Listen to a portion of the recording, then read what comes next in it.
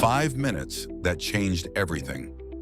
5 minutes of reading Harold Jamison's notebooks changed everything. I thought I knew about criminal prediction, free will, and the nature of time itself because Harold was writing perfect confessions for murders that hadn't happened yet. And then those exact murders would occur, committed by people who had never met Harold. This wasn't vague prediction or lucky guessing. Harold wrote detailed first-person confessions describing specific murder methods, victim characteristics, crime scene details, and emotional states that only the future killers could know. Then strangers would commit those exact murders, as if following Harold's scripts. I'm Daniel Mackenzie, and the 5 minutes I spent reading Harold's impossible confessions forced me to question whether the future might be more predictable than we imagine.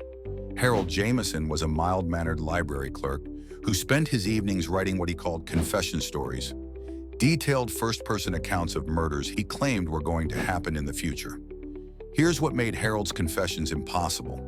They contained specific details about victims he had never met, murder methods he had never studied, and locations he had never visited. Yet every detail would prove accurate when the murders actually occurred. By the way, everything I'm sharing comes from actual confession documents and police verification included in my book, The Impossible Files. Harold's prediction accuracy has been studied by criminologists and psychologists trying to understand precognitive criminal knowledge. Harold's first confession was dated March 15th, describing a murder that would occur on April 3rd. He wrote from the killer's perspective. I chose Sarah because she reminded me of my sister. The kitchen knife felt heavy in my hand. She fought back harder than I expected. I left her body behind the couch and took her jewelry box. On April 3rd, Sarah Mitchell was murdered exactly as Harold had described. The killer was Robert Chen, who had never met Harold, never seen Harold's confession, and couldn't explain how anyone could have predicted his crime with such accuracy.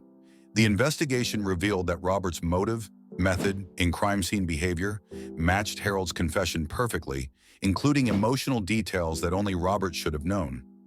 During interrogation, Robert confirmed specific thoughts and feelings that Harold had written in the confession: the reminder of his sister, the weight of the knife, his surprise at the victim's resistance, his impulse to take the jewelry box.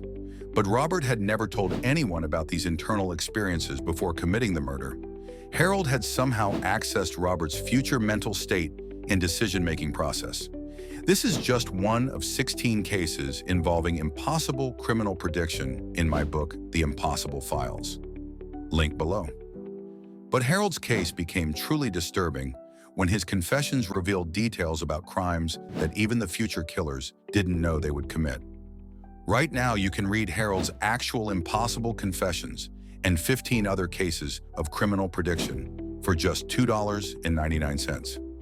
I'm including the original confession documents, killer interviews, and psychological analyses that explore precognitive criminal knowledge.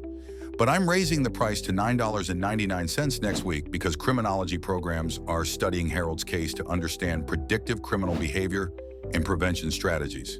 Get it now while it's affordable. Harold stopped writing confessions after realizing his predictions were coming true. He destroyed his remaining notebooks and moved to a remote location, refusing to access whatever ability allowed him to experience future crimes. Those 5 minutes reading Harold's confessions changed everything because they suggested that criminal behavior might follow patterns so consistent that someone could experience future crimes as if they were happening in the present.